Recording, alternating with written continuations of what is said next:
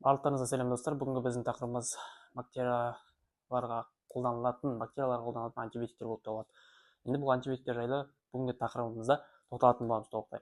Жалпы антибиотиктер дегеніміз не? Антибиотиктер бұл бактерияларды өлтіретін немесе тежейтін заттар болып табылады. Жалпы яғни антибиотиктің екі түрі бар. Бактерицидтік әсер ететін және бактериостатикалық. Статикалық ол тежейтіндер, мысалы мембранасын жасалуын тежейтін, жасуша қабырғасын тежейтіндер деген сияқты нәрселерді айтсақ болады. Және бактерицидтік әсерлер, мысалы д-ның қысын барып жойып тастау деген сияқты заттарды айтсақ болады. Енді жалпы антибиотиктерге тоқталатын болсақ, антибиотиктер дегеніміз жалпы бактерияларды өлтіреді. Яғни бактерияларды өлтіргенде ол тек қана бөгде бактерияларды ғана өлтіріп тастамайды, және жақсы бактерияларды өлтіріп тастайды. Мысалы біздегі ішек микрофлорасын өлтіріп тастайды. Мысалы көп антибиотиктерді бергеннен кейін бізде жаңағы витаминдерді қосып тағайындайды. Себебі біздегі біз бактерия қарсы антибиотик ішкенде біз бүкіл бактерияны жойып тастайды, және сол арқылы витаминдер жасап отыратын біздің жақсы бактерияларымыз өліп қалады екен. Сол арқылы одан кейін бізде витамин береді екен, сол себеппен де. Енді біз жалпы тоқталатын болсақ, антибиотиктер қай жерге әсер етеді? Мысалы фолий қышқылын тежейтін антибиотиктер бар, жасуша мембранасын тежейтіндер, жасуша қабырғасын тежейтіндер, және де рибосоманың 30S суббөлігін тежейтін, 50S суббөлігін тежейтін бета-лактамды антибиотиктер, ДНК гиразаны тежеуші антибиотиктер және ДНК синтезін тежейтін антибиотиктерді айтсақ болады, және енді осылардың барлығын бір тоқтайық, ең бірінші біз фолий қышқылын тежейтін антибиотиктерге тоқталатын болсақ, яғни ол дигидрофолат пен тетрагидрофолатты тежейді екен. Яғни бұл B9 витаминін тежейді. B9 витамині жалпы не үшін керек еді? Яғни ол ДНК және РНК жасауға керек еді жалпы. Енді ол қалай жасалатынын тоқтайық. Кішкене бактерияларда енді ол парабензой қышқылы арқылы жасалады. Яғни парабензой қышқылы түседі, бактерияға ішіне келген кезде дигидрофолатқа айналады. Дигидрофолат одан кейін тетрагидрофолатқа айналады. Яғни дигидрофолат редуктаза ферменті арқасында осы нерде редуктаза ферменті болады. Дигидрофолат редуктаза ферменті болады да, соған әсер етеді, реакция қосу арқылы тетрагидрофолат түседі. Тетрагидрофолат уже полноценный B9 витамині болып табылады. Яғни олар одан кейін тетрагидрофолат бізде РНК жасайды, одан кейін ДНК жасайтын болып табылады. ДНК жасау арқылы бактерия былайша көбейеді, өседі деген сияқты нәрсе ғой. Енді одан кейін оның ішінде рибосомасы бар, көріп тұрғанымыздай 50S және 30S суббөліктерінен тұрады екен, көрдіңіздер ғой. Одан кейін мына жерде РНК, ол РНК келеді, рибосомаға өзінің ақпаратын алып келеді, белгілер жасауға кіріседі екен. Яғни осында да тежейтін заттар бар антибиотиктер. Қазір тоқталатын боламыз толықтай. Ең бірінші фолий қышқылын тежеуші антибиотиктер тоқталатын болсақ, одан сульфаниламидтер және триметоприм. Яғни бағана айтқаным бұл бактериостатикке жатады. Яғни көріп тұрмыз ғой. Парабензой қышқылынан дигидрофолаттың жасалуын және дигидрофолаттан тетрагидрофолаттың жасалуын тежейді екен осы фолий қышқылы. Содан бізде ДНК және РНК синтезі нашарлайды. Одан кейін жасуша мембранасын тежейтін антибиотиктер бар. Оған бізде доптамицин және полимиксиндер жатады екен. Мысалы жасуша мембранасында бізде қоректиктер өтіп отырады, мысалы микроэлементтер бар, кальций, магний, калий, натрий деген сияқты. Соның ішінде біз мысалы доптамицин калийдің кіруін тежейді екен жасуша мембранасына. Бұл микроэлемент керек. Одан кейін полимиксиндер бар. Полимиксиндер кальций және магнийді тежейді екен. Көрдіңіздер ғой? Яғни солар еңбегендіктен бізде бактерияда қорек заттар азайып, содан бактерия өсуі қиындайды және өледі десек те болады. Одан кейін пептиді жасуша қабырғасын тежейтіндер және жасуша мембранасын тежейтіндер айттық. Жасуша қабырғасын тежейтіндер. Яғни жасуша қабырғасы бізде неден тұрады? Пептидогликаннан тұрады және кросс байланысымен байланысқан N-ацетилмуран қышқылынан және N-ацетилглюкозамин қышқылынан тұрады екен, яғни пептидогликан бізде мысалы грамм-10 бактерияларда қалыңырақ болып келетін еді, алдыңғы сабақта айтқанымыздай, және грамм-теріс бактерияда жұқарақ болады. Бірақ ода грамм-терістерде мембрана кішкене қалыңдау болады. Яғни ода қос мембрана болғандықтан, сыртқы және ішкі мембранасы болғандықтан қалыңырақ болады мембранасы. Ал наоборот, грамм-10-да мембрана жұқалау болады. Себебі да тек қана сыртқы ғана мембранасы бар.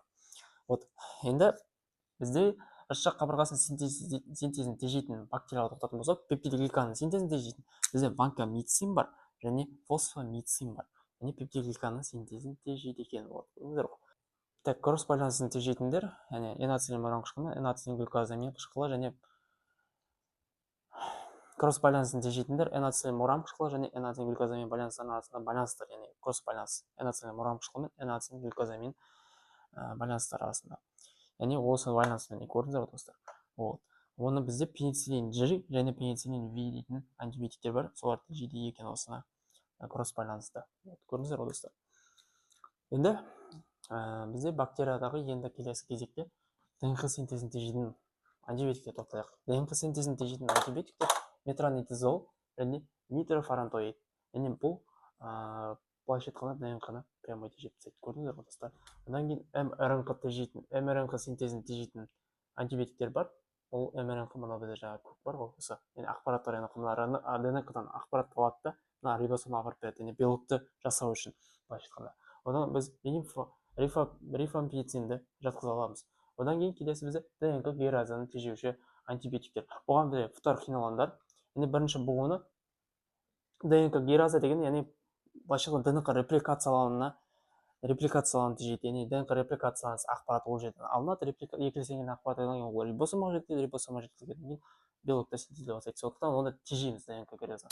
Оған фторхинолондар жатады. Яғни бірінші буыны ципрофлоксацин және екінші буыны левофлоксацин және гемофлоксацин дейтін антибиотиктер жатады екен. Көрдіңіздер ғой. Одан кейін макролиттер. Макролиттер 50S тежейтін, яғни рибосома бізде 50S субпротеин және 30S субпротеин. Яғни макролиттер осы 50S субпротеин тежейді, азитромицин, эритромицин, глиндамицин, да? Осыны тежейді екен 50S. Одан кейін бета-лактамды антибиотиктер бар. Бета-лактамды антибиотиктер пенициллиндер, оны цефалоспориндер, карбапенемдер, монобактамдар, яғни 4 түр бар осы бета-лактамды антибиотиктер. Бұлар прямой осы нені жаңағы жасушақ қабырғасын синтезін бұзып тастайды бета-лактамды антибиотиктер. Одан кейін бізде осы бета-лактамды антибиотиктерге төзімді болып қалатын бактериялар бар. Бірден бета-лактамды антибиотик бере береміз.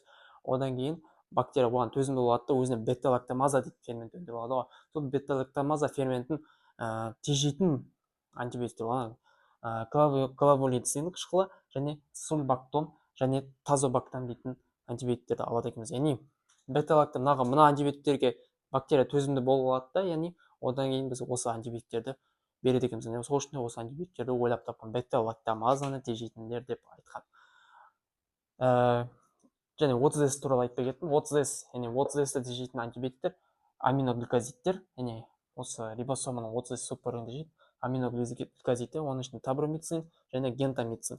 Одан кейін тетрациклиндер бар. Тетрациклиндер, доксициклин және тетрациклиндер. Осы 30S бөлігін тежейді екен. Осы нендегі рибосоманы. Осы арқылы бізде белок синтезі дұрыс жүрмейді да, бактерияның өмір сүру қиын дейді, содан барып бактерия өледі екен. Именно осы бета-лактамды антибиотиктер және бета-лактамазаны тежейтіндер жалпы сосын фторхинолондар осы жалпы ДНК геразаны тежейтін бактериялар, антибиотиктер, ДНК геразаны тежейтін және бета-лактамды антибиотиктер, бұлар бактерицидтік әсер етеді, яғни бұлар бактерияны мүлдем өлтіріп тастайды екен. Ал қалған жалпы антибиотиктер жасуша фолия қышқылын тежейтіндер, жасуша мембранасын тежейтіндер, жасуша қабырғасы синтезін тежейтіндер, жалпы бұлар 30S-ті тежейтіндер, 50S-ті тежейтіндер, бұлар жалпы былайша айтқанда бактерия статиктер болып табылады. Көрдіңіздер ғой? Тежейді, өсуін тежейді былайша айтқанда. Жалпы тақырып осы, яғни антибиотиктерді қабылдаған кезде оларды без назначения, яғни дәрігердің тағайындауынсыз қабылдамау керек. Себебі антибиотиктер бұл даже анафилактикалық шок шақыруы мүмкін. Сондықтан да антибиотиктер қабылдаған кезде тек қана назначениемен қабылдау керек. Яғни просто да қолданудың қажеті жоқ. Сондықтан да қазіргі таңда көп адамның иммунитеті слабый, төмен. Не үшін? Сондықтан да осы антибиотиктер көп адамдар көп қолданады. Соның кесірінен адамдардың иммунитеті слабый. Яғни ағза өзі күресе алмағандықтан адамдар антибиотикке тәуелді болып қалады екен. Жалпы тақырып түсінікті деген ойдамын.